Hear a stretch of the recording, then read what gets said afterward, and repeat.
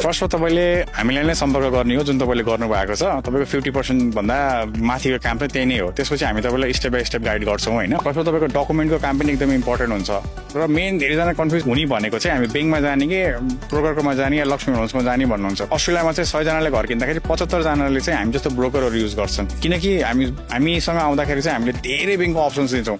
मानिलिउँ कमनवेल्थ ब्याङ्कमा जानु भयो भने कम ब्याङ्कले उसको प्रडक्ट मात्रै बेच्छ भने चाहिँ हामीसँग चाहिँ 30-40वटा ब्याङ्कको चाहिँ प्रडक्टहरू हुन्छ भनेपछि धेरै अप्सन्सहरू हुन्छ र इन फ्युचरमा पनि तपाईँले चाहिँ कम ब्याङ्कबाट सेन्ट जोर्सले अप्सन दियो भने तपाईँ फेरि सेन्ट जोर्स खोज्दै जानुपर्छ भने हामीले चाहिँ तपाईँलाई सेन्ट जोर्समा आफै लिएर जान्छौँ त्यो चाहिँ तपाईँलाई टाइम पनि सेभ हुन्छ तर मेन तपाईँले सुरु गर्नुपर्ने भनेको चाहिँ तपाईँले सुरुमा आफूले फर्स्ट एटेम्प गरेर कसरी सुरु गर्ने भनेर सोध्ने त्यसपछि हामी तपाईँलाई डकुमेन्टको चेकलिस्टहरू पठाउँछौँ कति पैसा चाहिन्छ जस्तो कि डिपोजिटको केसमा पनि तपाईँले 5%बाट पनि घर किन्नु मिल्छ फर्स्टमा आएर भने 20% भएको राम्रो पनि हो होइन त्यसपछि कहाँ किन्ने त सिटीदेखि नजिक किन्ने सिटीदेखि टाढा किन्ने यो सबै कुराहरू चाहिँ हामी तपाईँलाई स्टेप बाई स्टेप भन्छौँ तपाईँलाई हामीले एउटा क्वेसनको चेकलिस्टहरू पठाउँछौँ त्यो चेकलिस्टको आधारले चाहिँ तपाईँको रिक्वायरमेन्ट के हो त्यो हेरेर चाहिँ हामी अगाडि बढिन्छ त्यो भएर तपाईँलाई केही पनि थाहा छैन भने तपाईँ आतिनु पर्दैन तपाईँले सुरुमा कन्ट्याक्ट चाहिँ गर्नु पर्यो धन्यवाद